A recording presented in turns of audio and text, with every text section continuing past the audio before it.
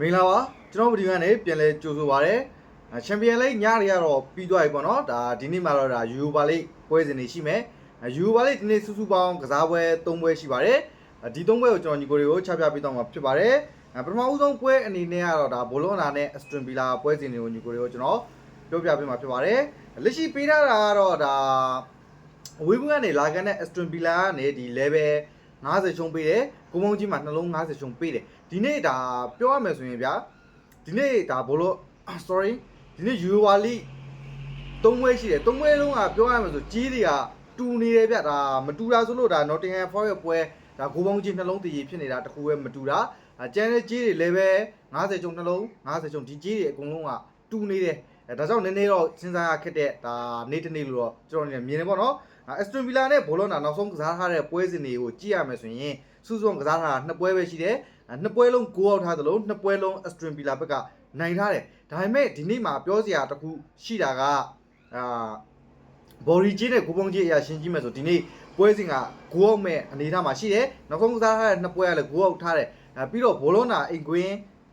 ဖြစ်နေတာတစ်ရှစ်ကြောက်လဲပါတယ်ပေါ့နော်အစတွန်ဗီလာအနေနဲ့ဒါ2ပွဲကစားတာမှာ2ပွဲနိုင်ထားရဆိုတာသူ့အိမ်ကွင်းမှာနိုင်ထားဖြစ်တယ်ဘောလုံးနာအိမ်ကွင်းမှာကဒီနေ့မှကစားရမှာဖြစ်တယ်ဒါကြောင့်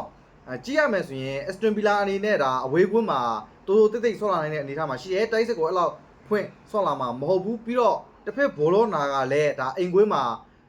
ခန်းစစ်ကဒါတော်တော်လေးကောင်းတဲ့အထဲမှာပါတယ်ပေါ့နော်အီတလီအသင်းတွေဆိုတော့ဒါခန်းစစ်တော်တော်ကောင်းတဲ့အထဲမှာပါတယ်ဒါကြောင့်ဒီနေ့ပွဲတကယ်လို့ဘောလုံးနာအိမ်ကွင်းကနေတာတစ်လုံးလောက်ဖြစ်ဖြစ်ရာသွားခဲ့သည်ရှိတော့ဒါဘောလုံးနာအနေနဲ့ပိတ်ဆော့မဲ့အနေအထားမှာရှိတယ်ဒါကြောင့်ဒီနေ့ပွဲမှာအစတွန်ဗီလာအနေနဲ့ဘယ်ဖြစ်ဖြစ်ပေါ့နော်ဒါဘောလုံးနာအနေနဲ့ဖြစ်ဖြစ်ဘယ်ဘက်ကပဲဖြစ်ဖြစ်ဒါတလုံးရယူဆိုတာနဲ့ပိတ်ဆော့သွားမဲ့အနေအထားတွေမှာရှိတယ်ဒါကြောင့်ဒီနေ့ပွဲရွေးချယ်ရမယ်ဆိုကျွန်တော်အနေနဲ့ဘော်ဒီကြီးတဲ့ဂူပုံကြီးကိုပို့လို့ရွေးချယ်ပေးမယ်ဂူပုံကြီးမှာတော့ကျွန်တော်အနေနဲ့ဒါပေးထားတဲ့ကြီးအရာဒါဂူအောက်ကြီးဖြစ်နေတဲ့အတွက်ကြောင့်ဒါဂူအောက်ကိုပဲလိုက်ချင်ပါတယ် Z1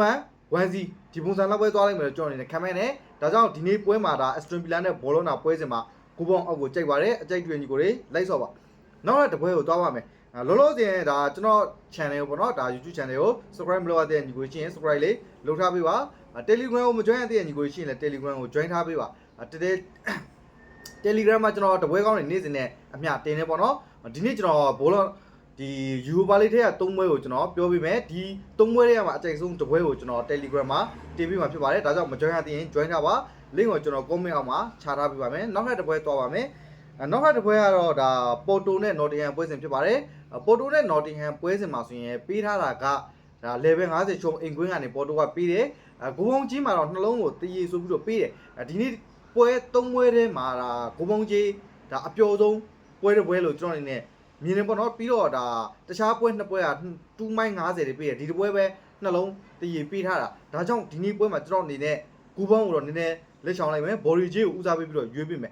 ဘော်ရီဂျီကိုဦးစားပေးပြီးရွေးပေးမယ်ဆိုတဲ့အနေအထားမှာဒါပေါ်တိုနဲ့ Nottingham နောက်ဆုံးကစားထားတာစုစုပေါင်းတပွဲရှိတယ်ဒါ Nottingham အင်ကွန်းမှာကစားထားတာ Nottingham က2-0ဆိုတဲ့ရလက်နဲ့ဒါပေါ်တိုကိုအပြတ်သိမ်းထားတယ်ဒါကြောင့်ဒီနေ့ပွဲမှာပေါ်တိုအင်ကွန်းမှာပေါ်တိုအနေနဲ့ဒါပြန်ပြီးတော့လက်စားရှင်နိုင်မဲ့အခွင့်အရေးတွေရှိတယ်ပေါ့နော်ဒါကြောင့်အင်ကွန်းကနေပြီးတော့ level 50ချုံပေးထားလို့မြင်တယ်ပြီးတော့ Nottingham အနေနဲ့ဒါပြီးခဲ့တဲ့ရာသီတွေမှာတော်တော်လေးကောင်းတဲ့ရှည်ဆွင်းပိုင်းနေရှိတယ်ဆိုပေမဲ့ဒီရာသီမှာတန်းစင်းဆုံးမကြောက်အောင်တော်တော်လေးရုန်းကန်နေရတဲ့အနေအထားရှိတယ်တစ်ဖက်ပေါ်တိုကိုကြည့်မယ်ဆိုပေါ်တိုအနေနဲ့သူ့အနေနဲ့ပေါ်တိုဂီလိမှာဒါအဆင့်1နေရာမှာဒါရမှတ်တော်တော်လေးများများနဲ့ဒါဒီစပိုတင်းကိုဖြတ်ထားရပါတော့ဒါကြောင့်သူ့အနေနဲ့ဒါဒီဘယ်လိုပြောမလဲအခုယူရိုပါလိဂ်ကိုတေချာအာယုံစိုက်ပြီးတော့ဆောင်းနိုင်တဲ့အနေအထားမှာရှိတယ်တစ်ဖက် Nottingham ကြာရင်ဒါ Nottingham အနေနဲ့ဒါဘယ်လိုပြောမလဲတိုင်းစင်းဆုံးကတော့ရုံးမို့မနှဲပေါ့နော်တိုင်းစင်းဆုံးမကြောက်အောင်မနှဲဆော့နေရတဲ့အနေအထားမှာရှိတယ်ဒါကြောင့်ပြောရမယ်ဆိုဒီနေ့ပေါ်တိုနဲ့ဒါ Nottingham ပွဲမှာဒါအိမ်ကွင်းပေါ်တိုကိုကြိုက်ပါတယ်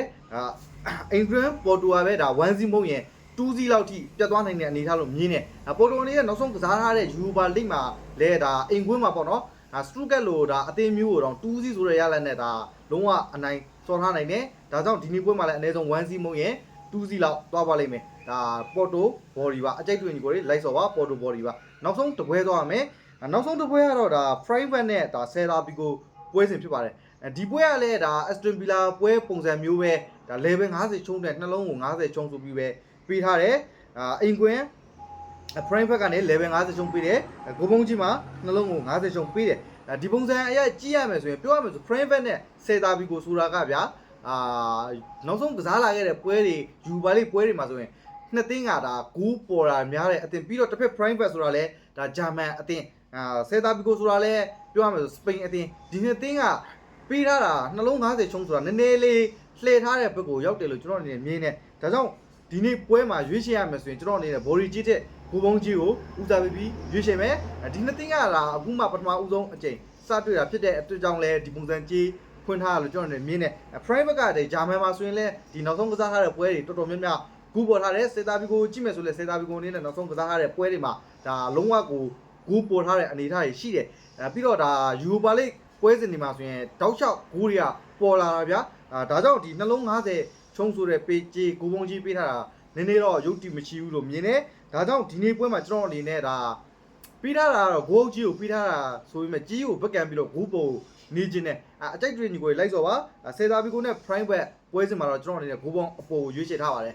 ဒီနေ့ကျွန်တော်စုစုပေါင်း3ပွဲပြောပြီးတော့ပါပြီအကြိုက်တွေညီကိုတွေကတော့လိုက်စော်ပါဒီ3ပွဲတွေကမှအကြိုက်ဆုံးတစ်ပွဲကို Telegram channel မှာတစ်ပွဲကောင်းအနေနဲ့တင်ပေးပါမယ်Telegram မှာပေါ့နော်ဒီ mount တွေလည်းတင်ပေးပါတယ်ဒါကြောင့်ဒါ Telegram မ join ရသေးရင် join ထားပါ Telegram link ကိုတော့ဒါဒီဗီဒီယိုရဲ့ comment အောက်မှာကျွန်တော်ရှာပေးထားပါမယ်ဒီနေ့ဗီဒီယိုလေးကတော့ဒီလောက်ပါပဲ